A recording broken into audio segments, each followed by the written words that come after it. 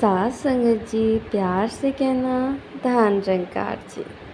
साथ संगत जी, किसी भी संत के जीवन में सत्संग से दूर होने के लिए ना कोई बहाना, ना ही आलस आए। सब अपने मन, सेवा, सुमिरन, सत्संग में लगाकर इस निरंकार की याद में हमेशा रंगे रहें। आज सत्संग के दौरान जहाँ महापुरुषों ने अनेक उदाहरण भी दिए, एक कहानी भी सुनाई कि किस तरह गुरु अपने शिष्य को मौन रहने को कह रहे थे। एक की चुप्पी टूटी तो दूसरे ने भी कुछ कुछ कह कर वहाँ सब एक दूसरे को जज करने लग पड़े। एक दूसरे के पीछा करने की होड़ हो गई। जहाँ कंपटीशन की बात है तो वहीं पंक्ति जो अक्सर सबने सुनी है, When we change our vision from competition to contribution, then our lives become a true celebration.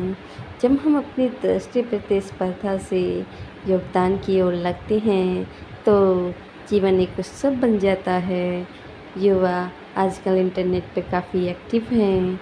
Social media पर आपको अपने फॉलोवर्स या दोस्तों की लिस्ट को बढ़ाना होता है और आपस में इस बात की भी होड़ लगी रहती है। सब पूछते हैं कि आपके साथ कितने व्यक्ति जुड़े हैं। हर स्तर पर इंसान प्रतिस्पर्धा में लगा हुआ है। हाँ, यह बात सामने भी आती है कि जब कोई खेल खेलते हैं तो इसमें एक खेल भावना और प्रतियोगी भाव भी होता है। दोनों बहुत आराम हैं, दोनों बहुत अलग हैं। चाहे सब एक समान हैं, यहाँ बात हो रही है कि अपने मनों में नेगेटिव भाव रखकर कंपटीशन की ओर ना बढ़ें।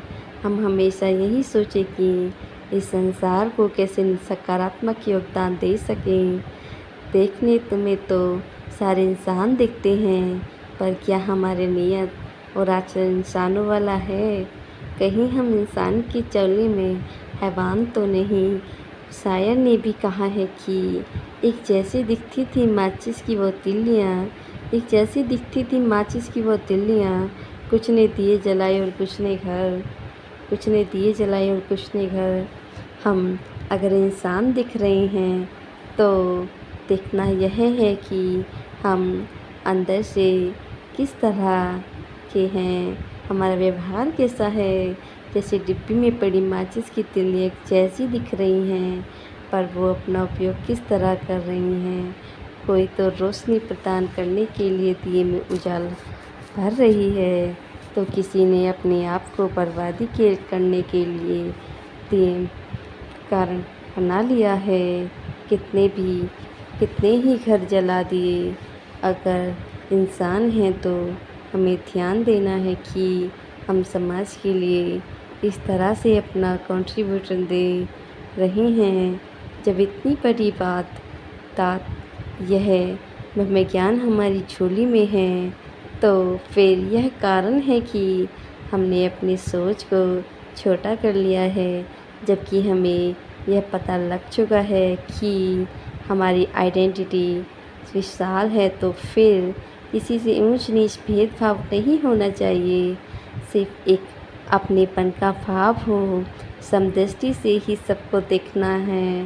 जीवन में छोटे छोटे उदाहरण देखने को मिलते हैं कि कभी किसी समय पर इतनी क्लोज फ्रेंडशिप होती है और एक छोटी सी घटना होने के बाद बातचीत भी बंद हो जाती है।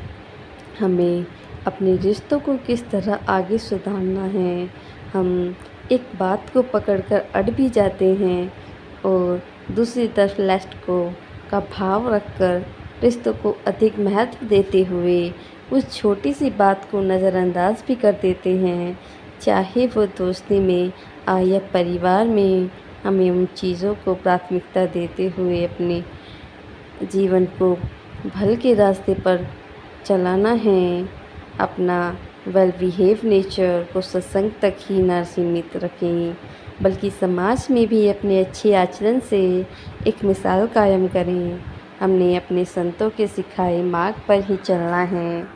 साथ संगत जी, प्यार से कहना धन रंकार जी।